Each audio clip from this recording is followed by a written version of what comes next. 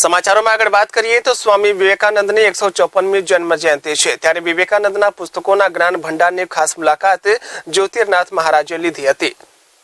આજે જ્યારે જોવા જઈએ તો સ્વામી વિવેકાનંદની જન્મ જયંતિ છે, તે નિમિત્તે જો જે એમના વિચારો છે કે જે એમની રહેણી કહેણી હતી કે જે રીતે લોકોને અત્યારે ઘણા શીખવાડીને પણ ગયા છે, ત્યાં અત્યારે એમના વિશે વધારે માહિતી આપશે અહીંયાના જે આપણા જોડે જ્યોતિર્નાથ મહારાજ જોડાઈ ગયા છે, એમની જોડે વાત કરીશું। જ્યોતિર્નાથજી, આજે જન્મ જયંતિ છે, શું કહેશો ખાસ કરીને આપ? ખરેખર આપણે તો તુચ્છ કહેવાય સ્વામી વિવેકાનંદ માટે વર્ણન કરવા માટે। એવું ઉમદા વ્યક્તિત્વ જે ટૂંક સમય જીવ્યું અને ટૂંક સમયમાં ભ્રમલીન થયા, પણ એક બહુ મોટો સંદેશ યુવા શક્તિથી માંડીને દરેક માટે મૂકતા ગયા।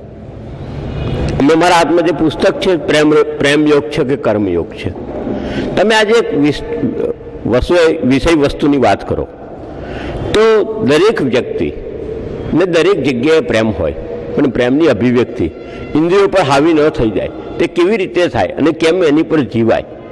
આજે માતા પિતાનો પણ પ્રેમ છે, પુત્રનો અને માનો, ભાઈનો અને બહેનનો પણ પ્રેમ છે, એ પવિત્ર પ્રેમની વાત કરી છે। પ્રેમ એટલે લવલા લવલીની વાત અહીંયા નથી, એટલે એ પ્રક્રિયા જુદી છે।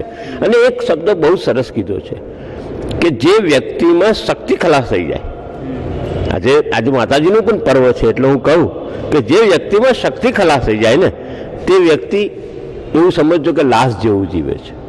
એક દિશાહીન વ્યક્તિઓને જીવવાનો કોઈ અધિકાર નથી, એ એમનો કહેવાનો ભાવાર્થ કર્યો। દરેક વ્યક્તિને લક્ષ્ય લઈને જીવવું જોઈએ, દરેક વ્યક્તિને પ્રબળ મનોબળ સાથે જીવવું જોઈએ। ગુજરાતીમાં એક કહેવત છે કે અનિશ્ચિત મનના માનવીને રસ્તો જડતો નથી, અડગ મનના મુસાફરને હિમાલય પણ નડતો નથી।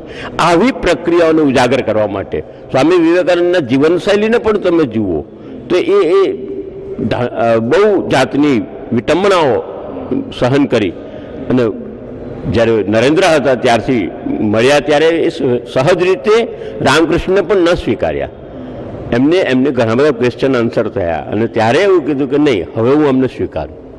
નહીં તો જે રીતે આપણે વાત કરી જ્યોતિર્નાથજી સાથે, અને એમનું પણ કહેવું એવું જ છે કે જે રીતે પથદર્શન થવું જોઈએ કે દરેક ધર્મોનો જે પથ છે એ તો સાચો છે, પણ તેને બતાવનારાની દિશાઓ બહુ જ ખોટી હોય છે।